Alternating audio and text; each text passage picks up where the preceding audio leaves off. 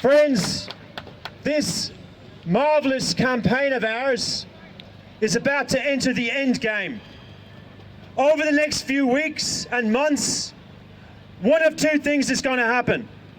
Either the state government and the LMA and the Victorian Police will push us aside, and a road, the most unpopular road in the history of Australia, will be built, homes will be destroyed, parks will be wrecked, and we'll turn Melbourne increasingly into LA. Or alternatively, we will win one of the most magnificent community battles this city has ever seen, and we will open the door for a new phase in Australian politics. That's how serious it is in the next few weeks. And what a vindication of this campaign, that 2 days ago, in two separate polls, in The Age and in The Australian, the people who have been given a death notice by the Victorian public aren't us, but the Napthine government, who are facing electoral disaster in 5 months' time. We are partially responsible for that situation. One reason for the success so far of this campaign is our seriousness and our determination. This is not a consciousness-raising exercise, but we're fighting to win. Right from the start, when we forced and encouraged and succeeded in getting Yarra Council to put $100,000 a year into this campaign, the pickets that Kat spoke about, the serious nature of those pickets late last year and at the start of this year. Now, what is our strategy for victory over the next 4 months, 5 months? Firstly, we have to target the bidders. Samsung and C&T, whose CEO was jailed several years ago for 3 years, $98 million fine for corruption. That's one of the bidders for this tunnel. We will target them in the next few weeks and months. The second bidder, Lend-Lease, who received the largest fine in the history of New York for overcharging, $56 million.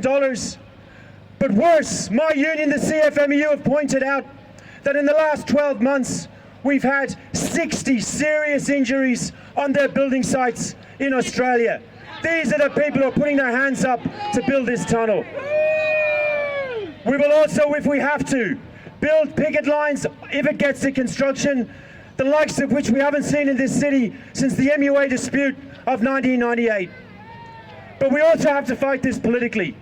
And we're going to put some heat on the Labor Party and their ridiculous, cynical position that they oppose the tunnel, but if they get elected and the contracts are signed, which they will be, they'll build it anyway. Can you imagine? That's right.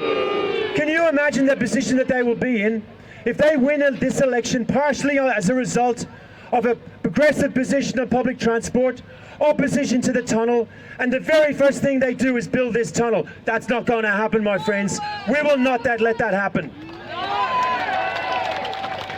But we also have to make sure that in this state election campaign, that public transport and ripping up the contracts is a central feature, is the #1 feature of this campaign over the next few months. And for all of those 4 things to happen, if you think about it, there's one thing that's the common denominator, and that's you. We can't do this on our own. All of you have got to be there when we're picketing the bidders, when we're on the protest activity, when we're putting the heat on the Labor Party, when we're putting the heat on the state government. It has to be a mass campaign or it won't work. Because, my friends, many people are involved in this campaign that don't live in Clifton Hill or Fitzroy or Royal Park or Collingwood. This is a campaign that's way more than just about a road and a tunnel. Because by fighting as we've done, we've lifted a lid, we've lifted the corner of the carpet of how this city is run, how this state, and in fact how this country is run. The corporate welfare. Kenneth Davidson in The Age tells us for this road to make money on its own, there would have to be a toll of $72 a day per car. Clearly that can't work, so what has the state government decided to do? Through its so-called availability charge, they're going to hand over every year of this tunnel, if it goes ahead, $2.1 billion to the winning bidder.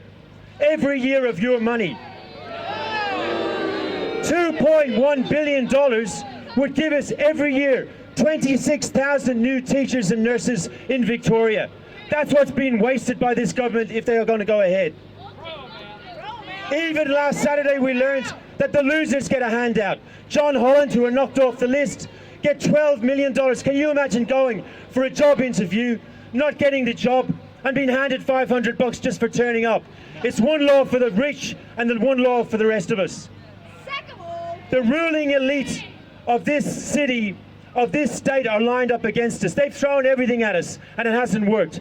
The Herald Sun, the 3AW, the $1 million in PR budget that the state government have got. They've used the police, unfortunately, as their own private security to protect this tunnel and the contractors. And they've also even brought in a new law to try to deal with us. Because this is about profit. This is about money. And they will do anything they think they can get away with to push this tunnel ahead.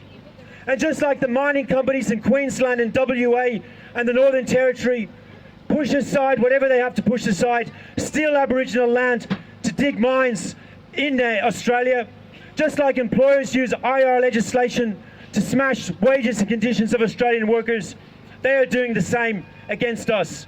People like me call it capitalism, and it stinks, my friends. It absolutely stinks. What we have to do now is, because this government have made this struggle political by using the police and 3AW and the Herald Sun and bringing in new laws, we have to be just as political.